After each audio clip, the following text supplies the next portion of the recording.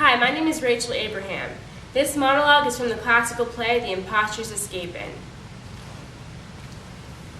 When we came to this town, I met a young man who, in seeing me, fell in love with me. From that moment, he followed me everywhere.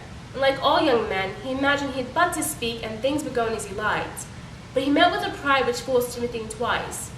He spoke of his love to the people whose power I was, and found them ready to give me up for a certain sum of money. But the sad part of the business was that my lover found himself exactly in the same condition as most young men of good family. That is, without any money at all. His father, although rich, is the stingiest old skinflint and greatest miser you've ever heard of. And our paper was to leave town today, and my lover would have lost me through his lack of money, if in order to ransom out his father, he had not made use of a servant he has. His name is Scapin. He is the most wonderful man, deserves the highest praise.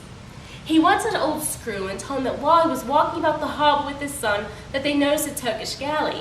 The young Turk had invited them to come in and see it, that he had given them some lunch, and that while they were sitting around the table, the galley had gone to the open sea.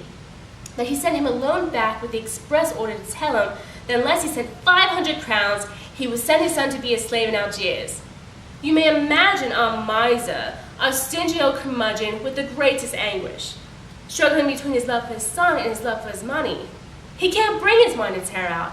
As it were, this sum from his heart and his anguish makes him think of the most ridiculous means to find a way to pay for his son's ransom. He asks a servant to take the place of his son until he's found the money to pay for him. Money has no intentions of giving.